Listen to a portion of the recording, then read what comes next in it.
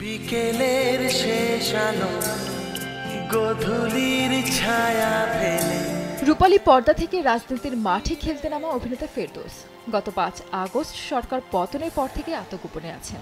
এরপর থেকে আর কোনো খবরে নেই তিনি।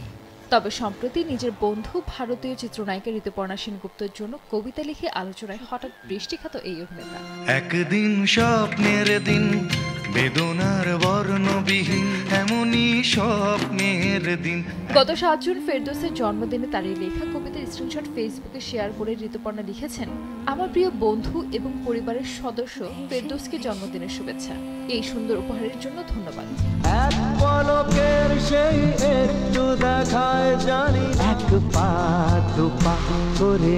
জানা যায় ঋতুপর্ণা অভিনেতা নতুন সিনেমার সাফল্যের জন্য অভিনেতা পুরাতন নামের এই কবিতা লিখে পাঠিয়েছেন। এছাড়া সিনেমার বিশেষ প্রদর্শনীতেও নাকি ফেরদৌসের থাকার কথা ছিল।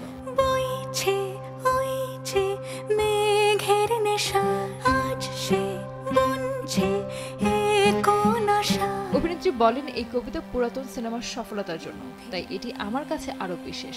প্রদর্শনীর সময় আমরা তোমাকে অনেক মিস করেছি। আশা করছি খুব শিগগিরই তোমার সঙ্গে দেখা হবে, কাজও হবে। বহুদূরে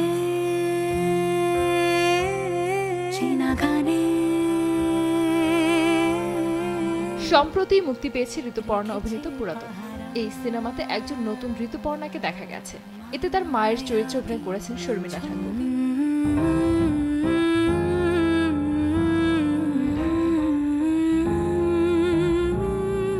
অভিনেতার লেখা সেই কবিতার লাইনগুলো ঠিক এমন ছিল, পুরাতন সবই নতুন, যা আজ নতুন কাল তা পুরাতন।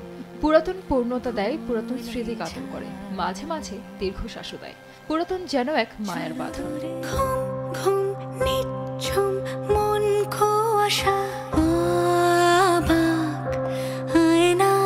কবিতায় শর্মিলা ঠাকুর ও ঋতুপর্ণার কথা উল্লেখ করে অভিনেতা লিখেছেন, শর্মিলা ঠাকুর কি পুরাতন? প্রশ্নই ওঠে না। সে তো চিরনবীন এক দীপশিখা। আর ঋতুপর্ণা অসম্ভব, সে তো নতুনের চাইতেও নতুন। Just finishing touch. আর কি দেখো লাগছে বুঝি?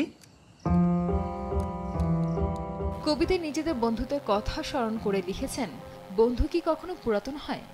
যত পুরাতন তত বেশি বিশ্বাসী আর আত্মার কাছের হয়। পারস্পরিক নির্ভরশীলতা বাড়ে। মানুষের জীবনে আসল হলো মন।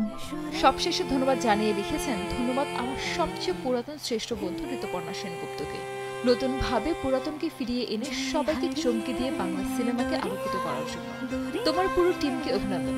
এভাবে তোমার জয় হোক। আমি আছি তোমার সাথে, তোমার পাশে ছাতা হয়ে। একদিন স্বপ্নের দিন। ১৯৯৮ সালে বাসু চ্যাটার্জি পরিচালিত যৌথ প্রযোজনা হঠাৎ বৃষ্টিতে অভিনয় করে শ্রেষ্ঠ অভিনেতা হিসেবে জাতীয় চলচ্চিত্র পুরস্কার পান ফেরদৌস। এরপর থেকে কলকাতা সিনেমায় অভিনয় করেন তিনি। ২০০১ সালে ওস্তাদ সিনেমার প্রথমবারের মতো জুটি বাঁধেন ঋতুপর্ণার সঙ্গে। কাজের সূত্রে তাদের বন্ধুত্ব গড়ে ওঠে। এরপর অনেক সিনেমায় জুটি হয়েছেন ঋতুপর্ণা ফেরদৌস। আমাকে এবারে মাথা জিততে দাও জীবন। সঞ্জয় আক্তার, দেশ টিভি। তুমি তো খুব বড় খেলোয়াড় হে, সীমার মতো মালকে পটিয়ে ফেললে। কি বললি? মেয়েরা মাল?